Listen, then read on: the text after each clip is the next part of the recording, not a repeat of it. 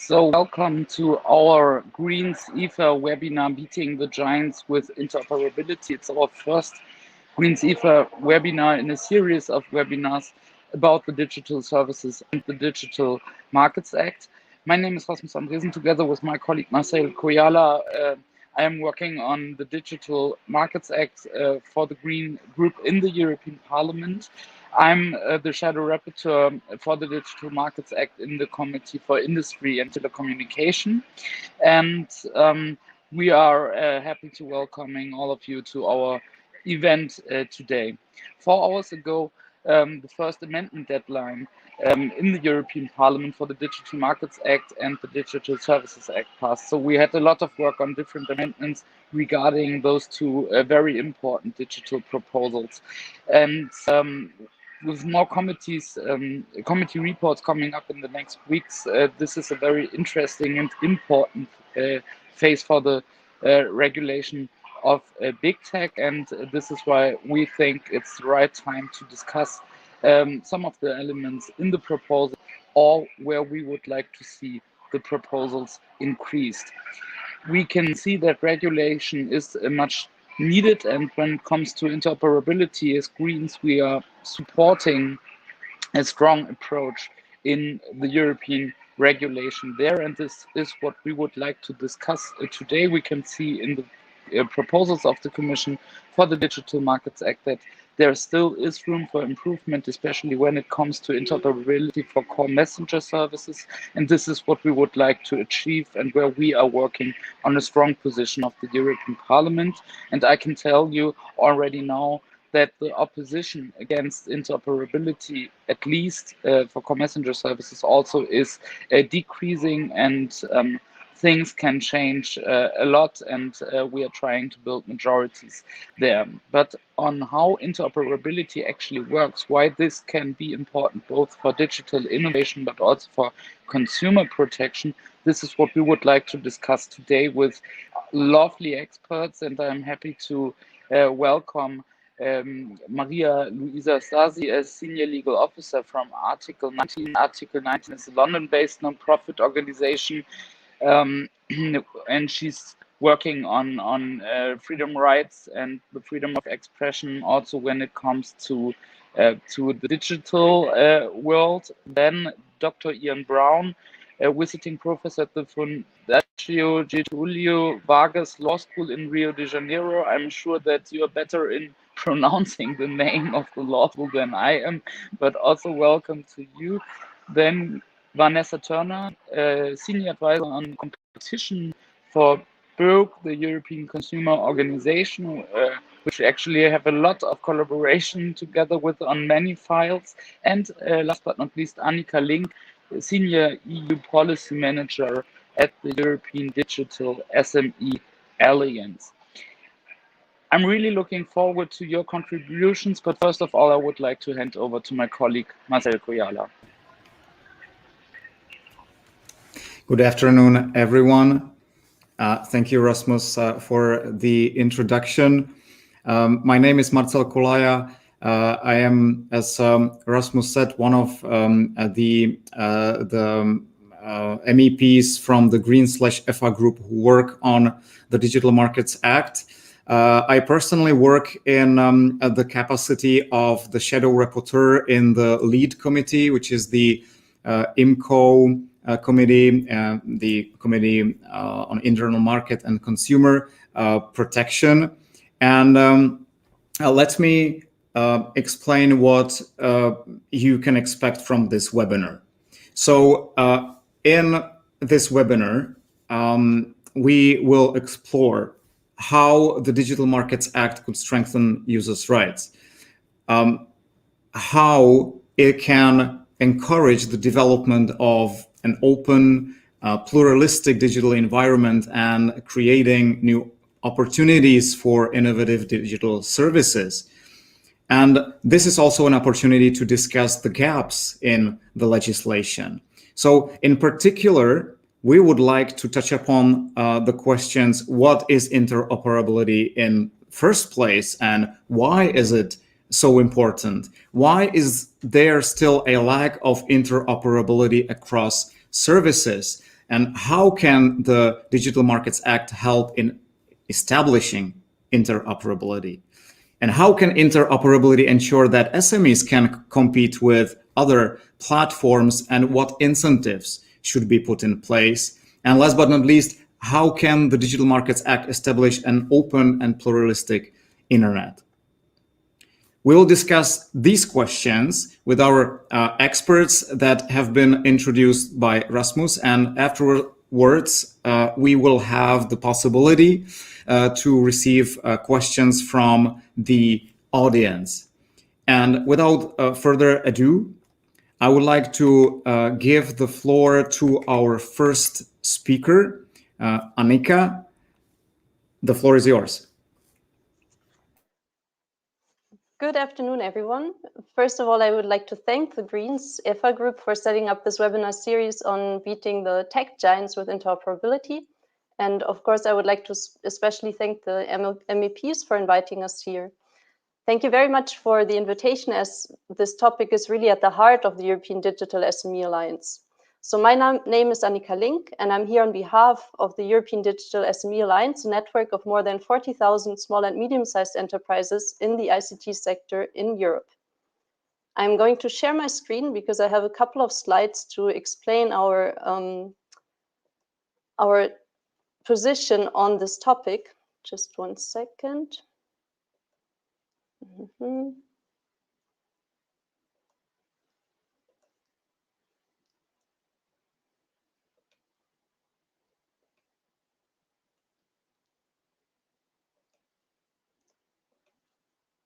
Okay, I'm just going to share my entire screen. I hope that's all right.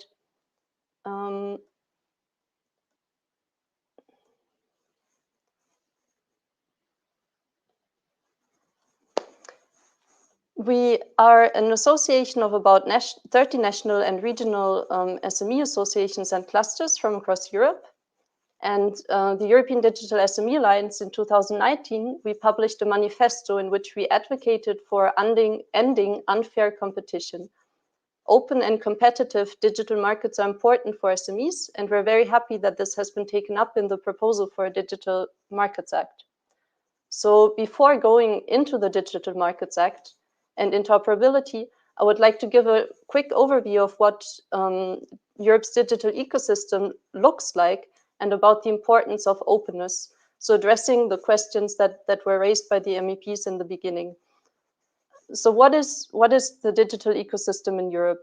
The European Commission has recently published updated figures on Europe's digital ecosystem, which consists of 1.2 million SMEs in the ICT sector. Altogether, Europe has about 25 million SMEs. So we are roughly speaking about 4% of all companies in Europe, because SMEs make up 99% of European enterprises. This is really a significant number when we contrast it against the main digital players that all of us know and that come to mind when we think of a digital company or internet services.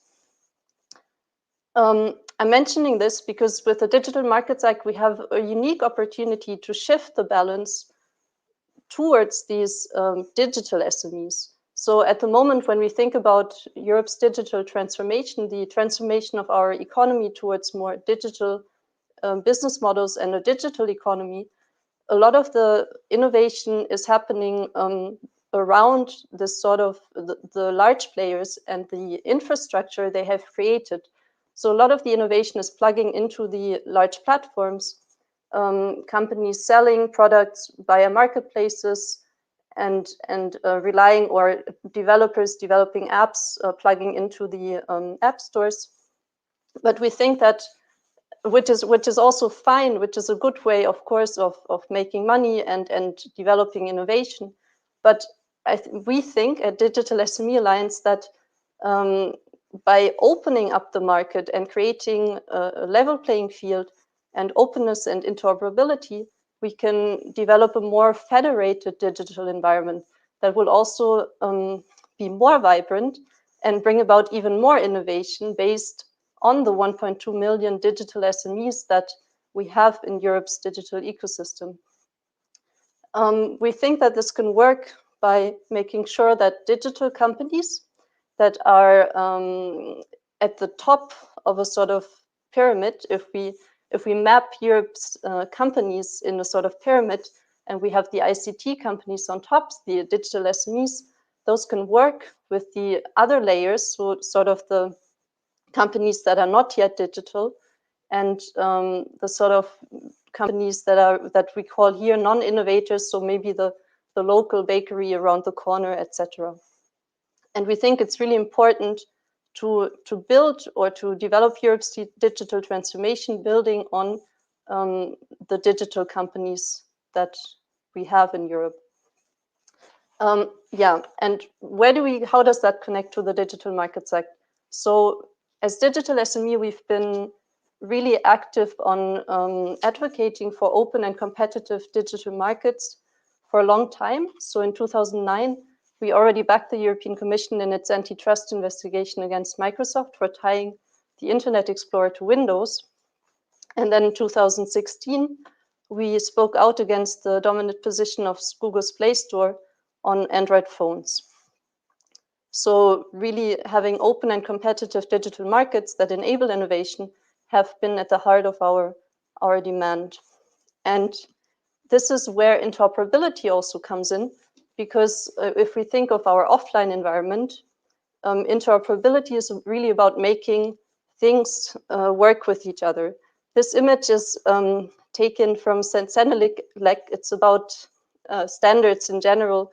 So maybe not the most pertinent here in this context, but just to illustrate how important it is to make sure that things work with each other. And when we talk about the internet, we have a sort of base layer that is based on open standards. But now a lot of the innovation is actually happening in private companies and in silos. And if nowadays you ask people what is the internet, they will not necessarily talk about this sort of base layer. They will talk about the services that they use every day. So social networking, instant messaging, search, or shopping. But the Digital Markets Act could really be an opportunity by strengthening interoperability to open up this environment and to create a more federated system. So what we've been asking for here was to extend the Article 6.1f not only to auxiliary services, but also to core platform services. And just to recap, this is really a way for us, in our opinion, to shift this balance, not to, of course, move completely away from the first model, but to create more room for these 1.2 million digital SMEs to develop a more federated digital environment. Because digital SMEs can really be enablers of innovation, and they can help to transition to a more sustainable digital economy. So thank you for your attention. I'll be happy to discuss this further in the discussion later on. Thank you very much, Annika, for this view from the side of the SMEs. Ian, what is your take on the Digital Markets Act and the questions that we would like to address so that our audience understands better what we speak about when we speak about interoperability from your perspective as an academic? Thanks for organizing this meeting. This is a subject that's dear to my heart. I've been researching it for over a decade because I think interoperability shows a lot of promise in creating more competitive online marketplaces. Can we share my slides? I've just got a few slides. Thank you. So just to be clear, in the digital platform area, what we're talking about very concretely would be the very largest companies. So that would be companies like Facebook, like Alphabet, which of course owns Google, which runs YouTube, perhaps Microsoft, which runs LinkedIn, requiring these very large companies to enable their smaller competitors. If those companies wish, it would be entirely up to those smaller companies. So you may not think Twitter is small, but compared to those very largest companies, it is. But then much smaller competitors than than that, and free and open source software. I'm sure many people watching today are familiar with, like Mastodon, for example, is a great example of interoperable social media. It would allow users of those alternative messaging systems, social media systems, and so on, if they wished, to connect to friends, to family, to colleagues on the very largest services. So it would mean people could switch from the largest services to smaller competitors, perhaps because they think those services have better privacy policies, because they're free and open source. Of course, there are a whole range of reasons people would like to be able to make use of alternatives to Facebook, to WhatsApp, and so on. But not at the cost of cutting themselves off from everyone they know on those services. Another recent example on the right there, you might have heard of the Payments Services Directive, the second Payment Services Directive in EU law.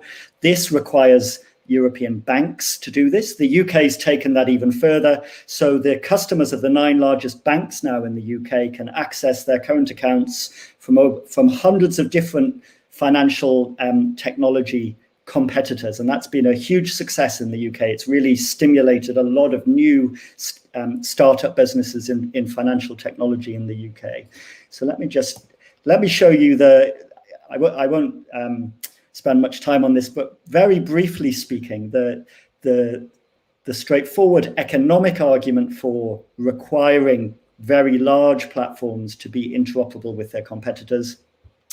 And you can see this quote from a review that was done in the US a couple of years ago. There have been similar reviews in the EU, in the UK, and elsewhere. Interoperability facilitates ongoing competition on the merits of the user experience rather than the size of the installed base. That's really key. What it's saying is we're all aware that there are these enormous platforms that have billions of users today. It's very difficult for their competitors to offer the same experience to their own users if they only have a few hundred or a few thousand users when they first come onto the market. People want to talk to their friends and family and colleagues, and if they have to go to the big platforms to do that, that really limits competition. So that's the economic justification, and interoperability is a cross-party issue in this sense. So you can talk to people in the Conservative group in the European Parliament, in the Liberal group, and they are very in favour of the economic stimulus that interoperability gives. But I think also very interestingly, interoperability requirements can have a number of social benefits as well. So they can do things like promote media pluralism and diversity, improve moderation of harmful content, give companies incentives to offer better privacy, to compete on their privacy policies. Of course, of particular interest to the Greens, reduce environmental impact when you're thinking about things like Internet of Things. You shouldn't have to throw away all of your Internet of Things devices if you want to switch the platform that you're managing them through. They should all work together. And then one at the end that's interesting, which is something that the European Union institutions have been talking more about in the last couple of years, favouring Europe's digital sovereignty, allowing European startups and larger companies to break into some of these large marketplaces, which currently tend to be dominated by firms from the US and from China in particular, perhaps looking longer term.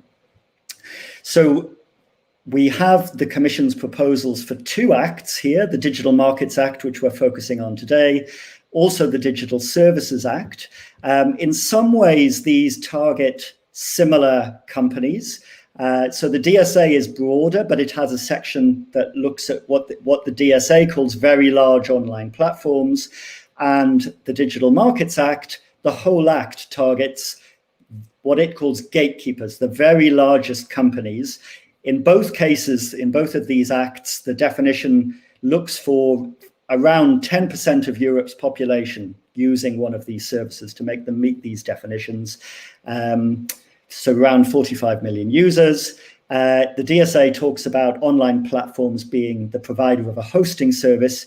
The DSA doesn't cover instant messaging platforms. The proposal, at least, explicitly says that in the recitals at the start of the text. Whereas the Digital Markets Act, as you can see on the left, specifies what it calls core platform services that it covers from these very largest companies. They are things like what it calls online intermediation services. That includes app stores, search engines, social networking services, video sharing, instant messaging, operating systems, cloud computing, and advertising services. So quite a range of core platform services. And many of these markets we know today are dominated by one or two very large companies. And so what the proposal from the Commission says, and what the European Parliament, what Marcel and Rasmus and their colleagues are now working on, is proposing amendments to this Commission proposal. I think the DMA is a good start in terms of interoperability requirements, and in particular, its Article 6.1f requires interoperability from gatekeepers when firms providing what it calls ancillary services, other kinds of services, want to connect to one of the gatekeepers' core platform services. What I and other colleagues from civil society, from SMEs and elsewhere have been suggesting to the European Parliament is, well, we think that interoperability requirement should also cover the core platform services. If an SME or indeed a larger competitor wants to make a new instant messaging client, wants to make new social media software in particular, then if they wish, those competitors should be able to connect their users, if their users want to the existing gatekeeper services. I'll also mention the Digital Services Act because there's an interesting section there where it talks about opening up recommender systems on very large online platforms. So that's the way that, for example, YouTube offers you lots of videos tailored around your existing interests, or Facebook ranks your news feed. The DSA proposal from the Commission says users should be able to configure that. We think actually the DSA should go further and say these very large online platforms should have to open up to competitors who want to offer alternative ranking and recommending and curating systems, because we think that would have a very positive impact on freedom of expression, on providing alternative moderation systems, on dealing with issues like online hate speech and harassment. And then very finally, I'll just mention, and perhaps we'll come back to this in discussion later on, we've already seen draft reports from the European Parliament's committees on how the lead rapporteurs in those committees think the Commission's text should be altered. And one I thought that was interesting from the Single Market Committee, IMCO, would add a section to the Digital Markets Act saying the Commission may authorize standardization bodies, and in particular, this text would, as it is, would refer to European and international standardization bodies that are largely governmental in character. And what I and some colleagues again have been suggesting is actually there are some very good technical standards already available relating particularly to social media and to instant messaging from standards bodies like the Internet Engineering Task Force and the World Wide Web Consortium. So we've suggested where those standards exist, actually, the Commission should make use of them. The Commission shouldn't go and ask other standards bodies to recreate these standards, which might take several years. These are digital markets where the lack of competition today needs more urgent action than that, I think. I'm sure we'll have lots more interesting discussion today. If you want to look up some of the background on what I've been talking about, I published 2 reports last November, which are both freely available online. If you just search for Ian Brown and interoperability, you should find them. Thank you.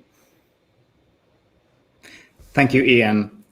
Now I will give the floor to Vanessa Turner, the Senior Advisor at BOAG. So apparently you will give us the perspective of consumers.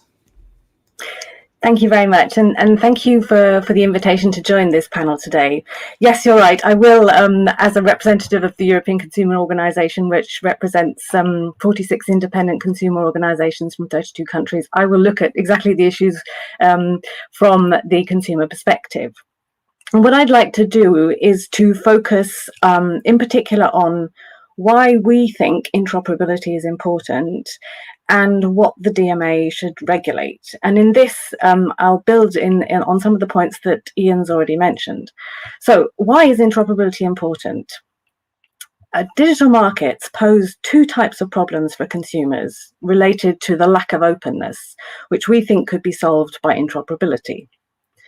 First, core platform services market which are not contestable, where there's no effective competition for the core platform service at issue, that can be due to extreme network effects. This leads for consumers to a marked lack of choice of core platform service provider in the DMA terminology, and also a situation where it's virtually impossible for rivals to break in and to offer alternatives to consumers. So that's one problem. A second problem is that several large digital markets, or digital platforms, have created ecosystems or walled gardens which lock consumers into not only the main core platform service, but also into the gatekeeper's downstream or vertical services, or to use the DMA terminology, ancillary services. So competing ancillary service providers, including SMEs, are locked out of this business, and that in turn further reduces consumer choice. So mandating interoperability could solve both these problems in the DMA. We've seen, for example, how interoperability regulation in the telecom sector has solved the problem where network effects would otherwise have prevented the emergence of competitors. There's not much point in a consumer, as Ian's already suggested, going to in the digital sector, but in the mobile sector, if there's not much point of a consumer going to a mobile operator, even if that operator is better, cheaper, and more innovative than, say, the giant operator, if that choice means that the consumer, however, can only talk to other customers of that new operator. And as Ian suggested, that same is true of some digital markets.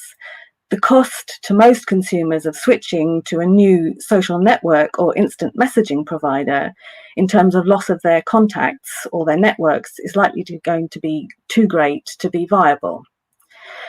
The telecom sector also illustrates how interoperability can solve what I call the walled garden type problem. If there were no regulated access to fixed telecoms network infrastructure, for example, then we wouldn't have competition and choice for consumers at the retail level between, for example, different broadband service providers. So those are two examples, but interoperability obligations have also been the solution in competition cases such as Microsoft, where third parties were enabled to interoperate with Microsoft's workgroup servers. So from this, you can see that there are huge benefits of interoperability. And then the question is, how do you translate this into the DMA?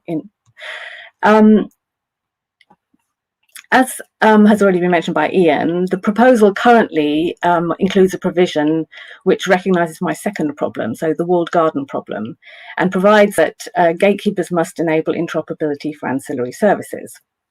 I think we all agree that this is beneficial, or actually rather essential, for the contestability of digital markets.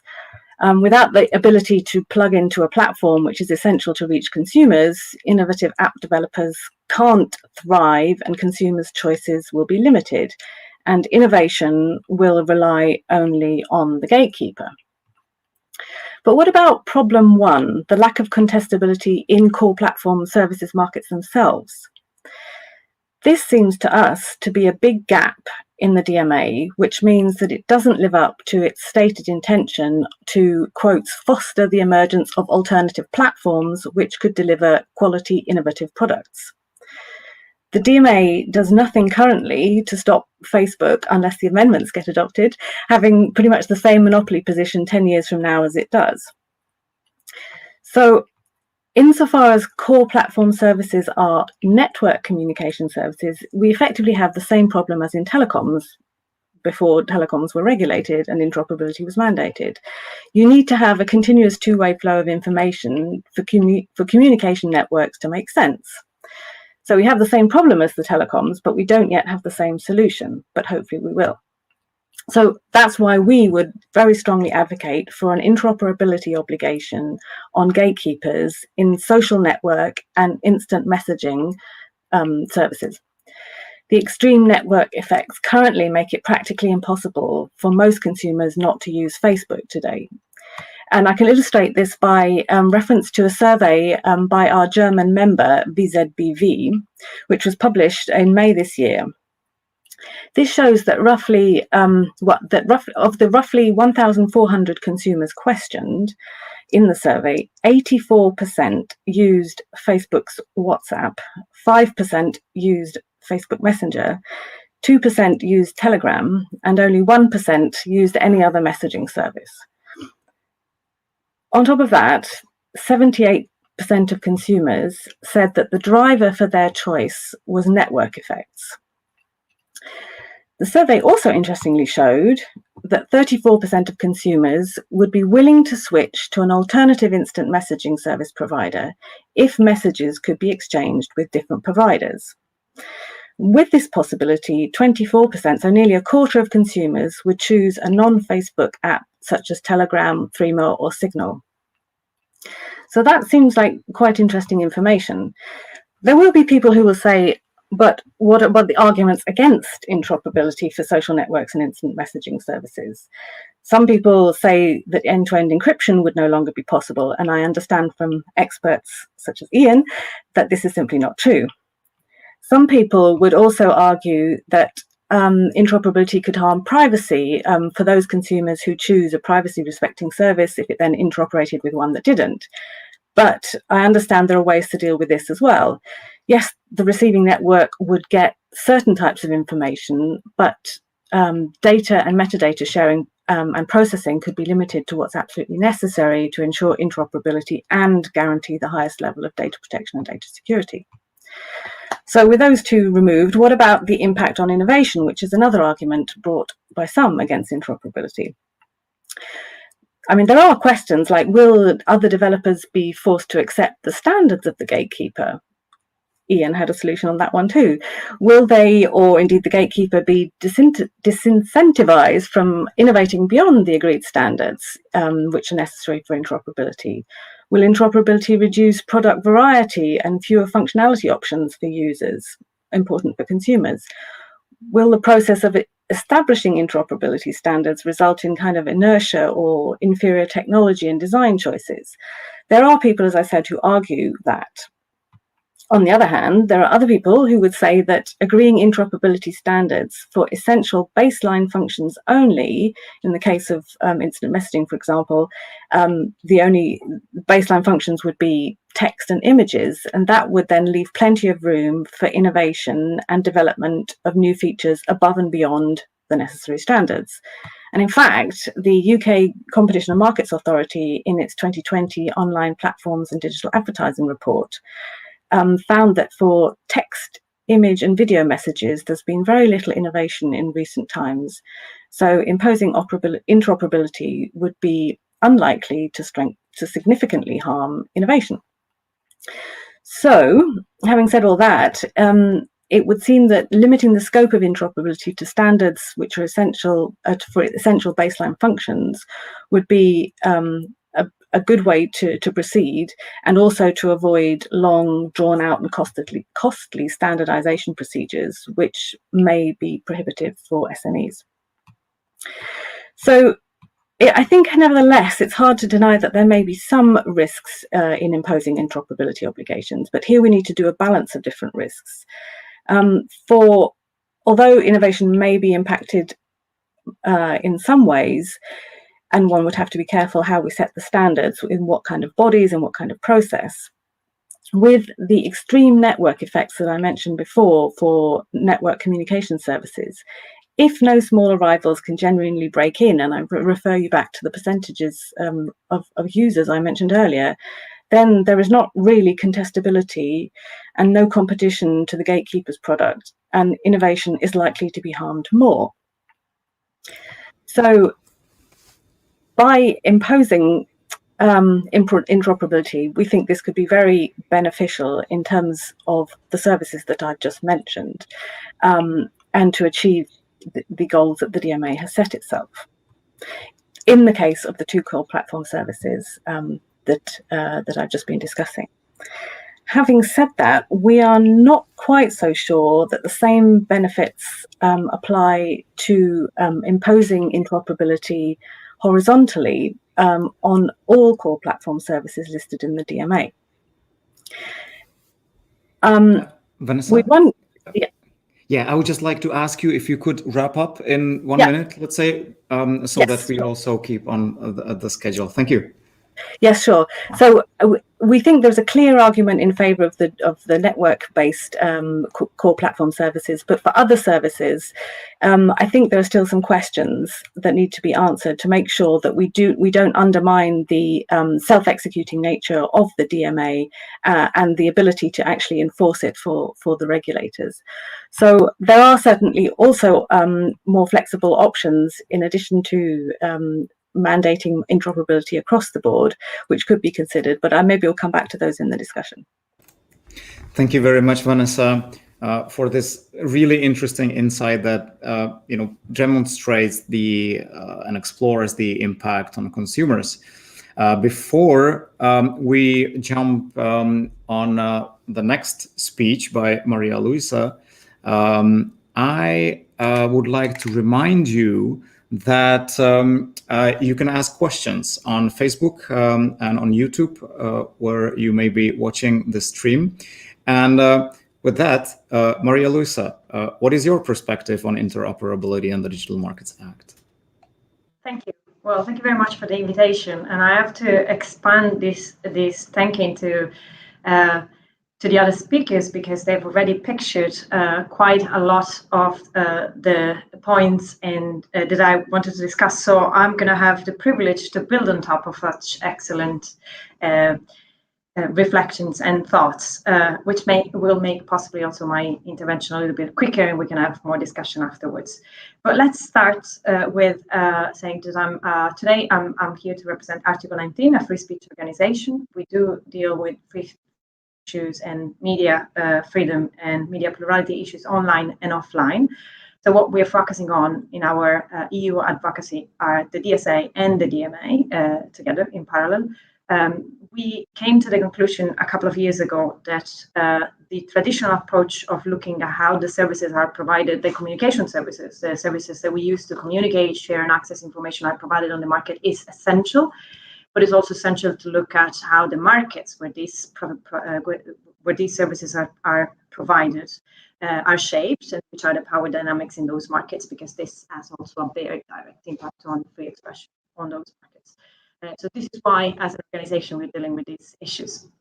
So now, the main point of discussion today appears to be interoperability. And for us, interoperability is a very, very powerful tool that can be used to achieve goals that for us are fundamental. And also we think that the DMA, to a certain extent also the DSA, let's see if I can get to this afterwards, but the DMA is the right instrument for that. Why so? Well, Vanessa has already mentioned that the aims behind the DMA are contestability and fairness. So about contestability, this idea is that we are now confronted with big ecosystem, a very, very few players that control those ecosystems, and this is not necessarily the best option or the best way to picture our digital environment.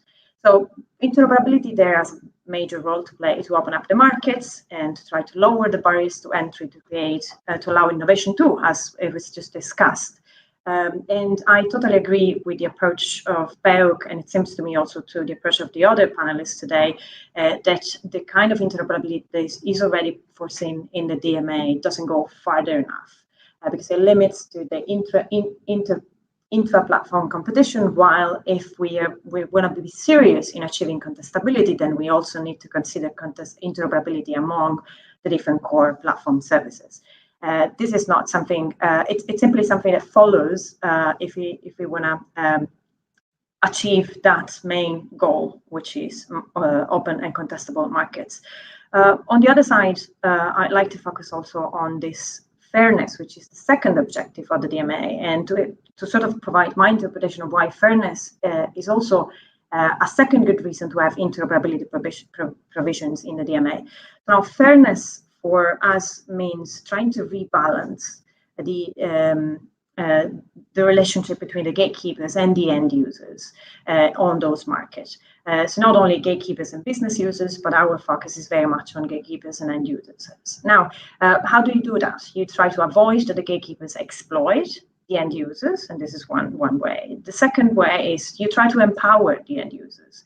Now, empowering end users by definition means to provide them more information, to provide them more choices, to provide them with more control.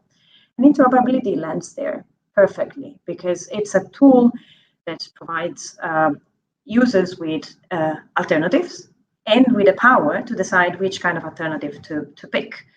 So I would say that it will be, let's put it the other way around, it will be very, very difficult to empower users in digital markets without interoperability.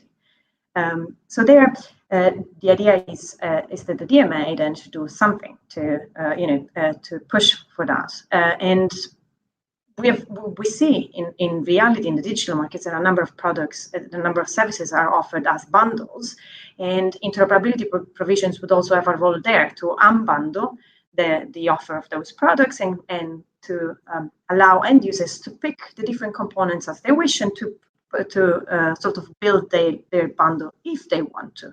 Because this is an important point that Ian has raised as well. We're not talking about making interoperability mandatory for everyone. We're talking about asymmetric rules. So we need the gatekeepers or the very large online platforms in the DSA to be interoperable, but then the rest of the actors in the system, in the ecosystem, they are free to choose what they think is more convenient for them. I think what I can do to add, let's say, the free speech perspective is that let me say this, why this is a free speech issue. Because the majority of those digital markets are a key component of our communication infrastructure online. The majority of core platform services, well, a good number of core platform services we're talking about are essential for us to communicate, to share and access information.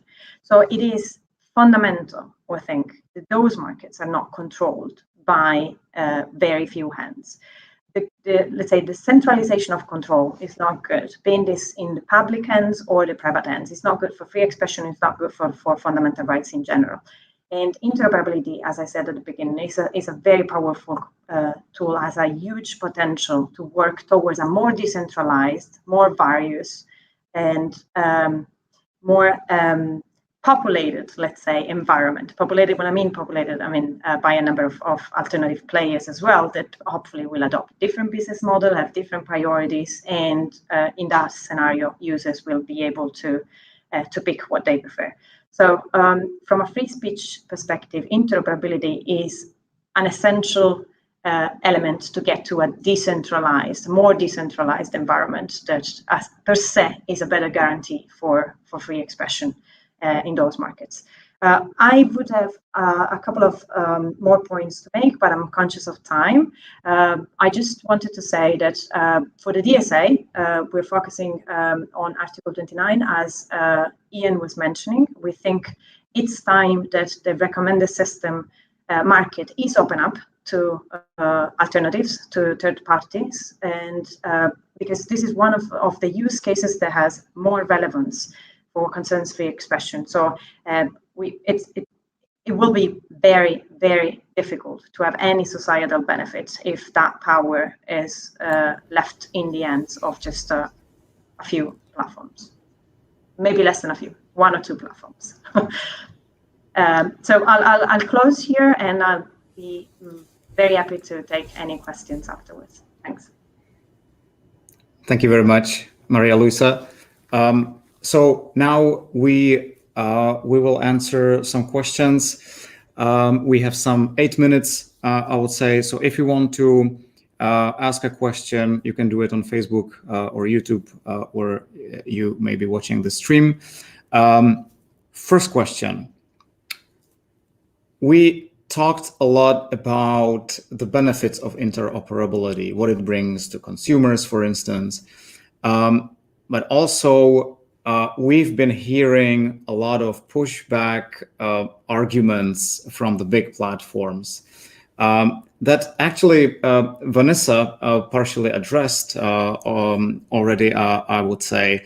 Like, for instance, on privacy, for privacy reasons, they say that interoperability is not possible because that would be a danger. Also, from the security point of view, sometimes they say that it would stifle innovation. Now, we have heard what Vanessa thinks about these arguments.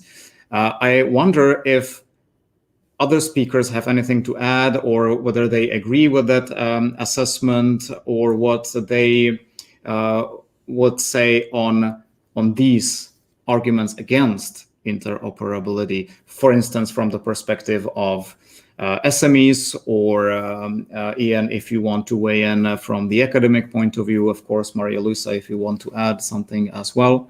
Who wants to pick that question?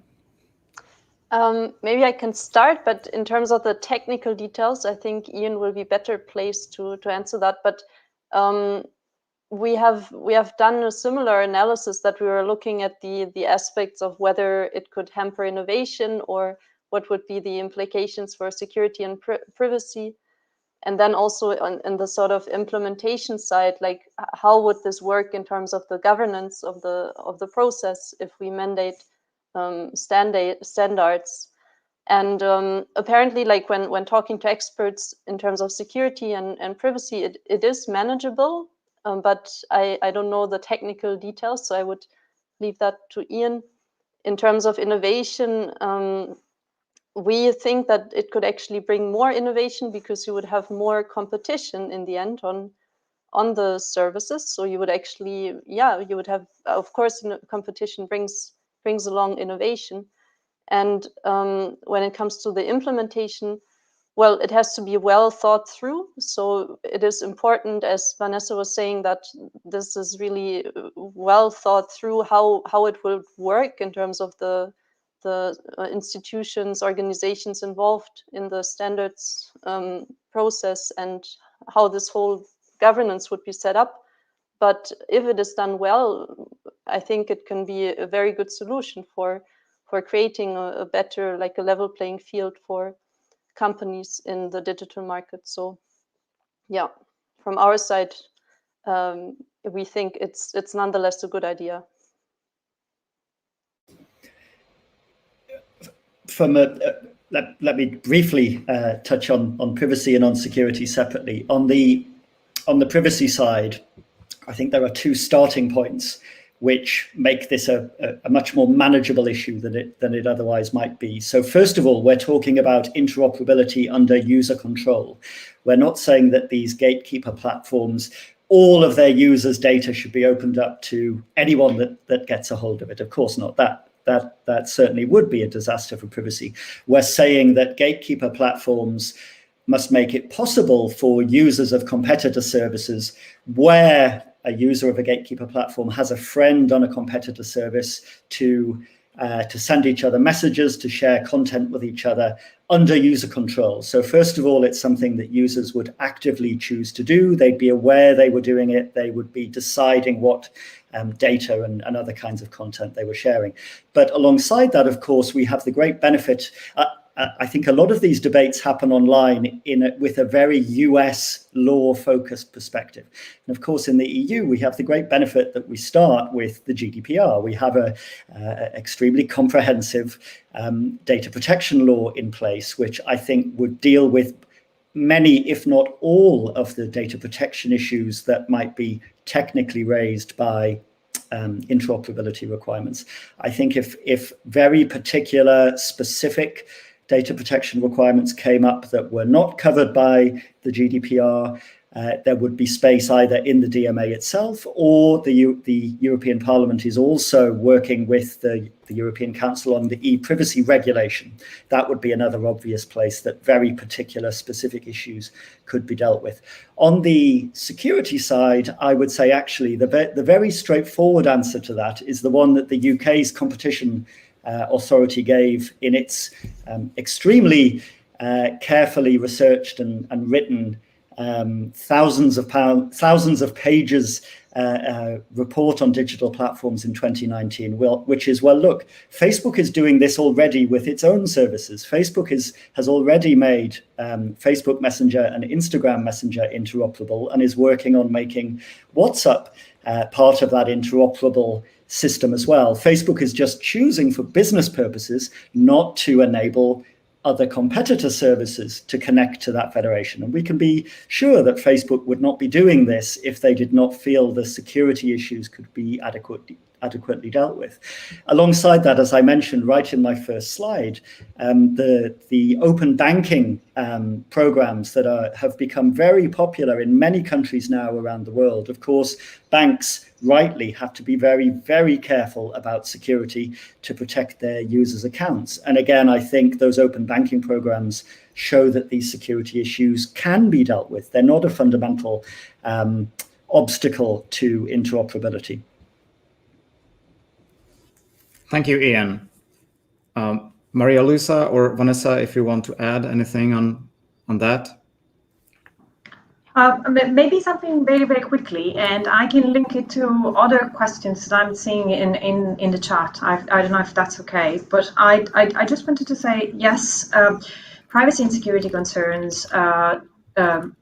First of all, we do have general instruments already, so the fact that we mandate interoperability doesn't mean that other regulatory safeguards that are already there will not be enforced anymore, or should not be enforced anymore, or the contrary.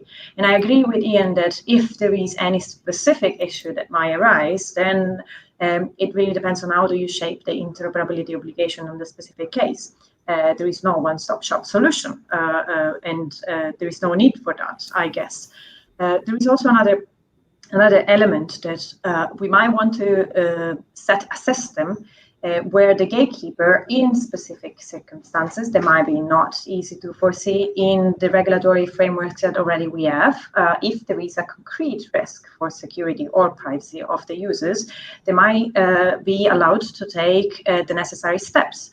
What we want to avoid, though, is that it's going to be the gatekeeper to decide when this is the case and what to do and for how long. So what I'm trying to say is that we can have these safeguards as long as we set a system where there is someone else that is going to monitor and eventually also assess if this is serious enough. And we need to also have safeguards to make sure that the suspension eventually of this interoperability is going to be limited to the time that is absolutely necessary to fix the problem. So I think there we have a lot of nuances to work with before we just say interoperability is too risky or interoperability doesn't work. We have all the flexibility that we need to shape it and make it right. Thank you, and thank you also that you managed to answer the question that we received. So we're getting close to the top of the hour, so we'll be wrapping up. So I have one last question, maybe a bit of your personal perspective on interoperability. What would be if we manage to include interoperability in the Digital Markets Act in the way that in the extent that you imagine that would be the best from your perspective? What would you enjoy most? What would be your favorite example of what you cannot enjoy today because of lack of interoperability that you would then be enabled to do so? Who wants to start?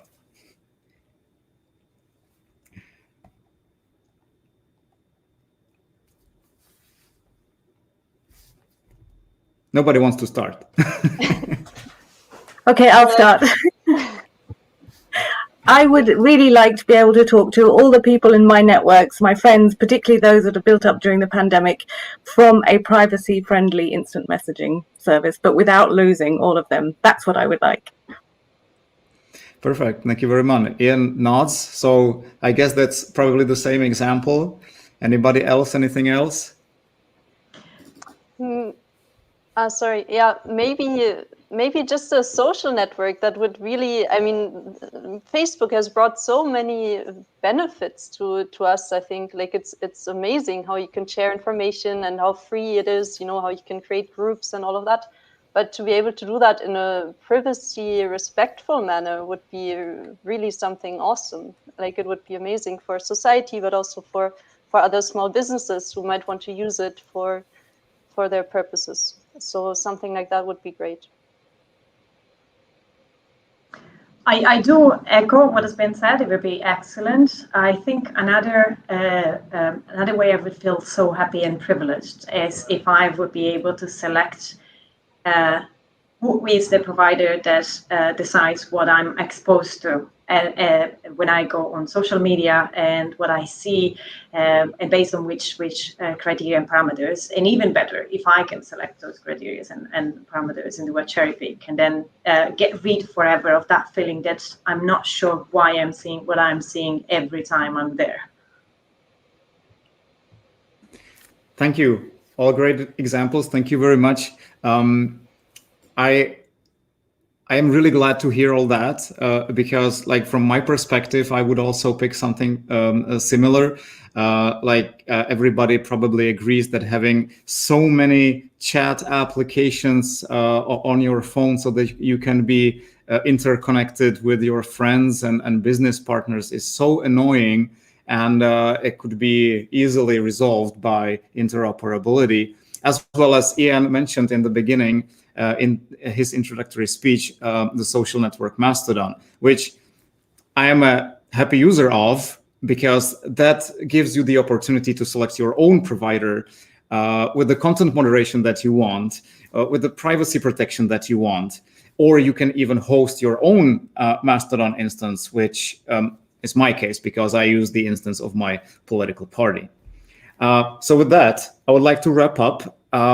Thank you very much. I would like to thank our speakers for their presentations and their answers to the questions. I would also like to ask Rasmus, who is at this point probably listening us and see us, but we cannot see his camera at this point. So I would like to thank him for co-hosting this event. It was a really interesting discussion. Here you go, Rasmus.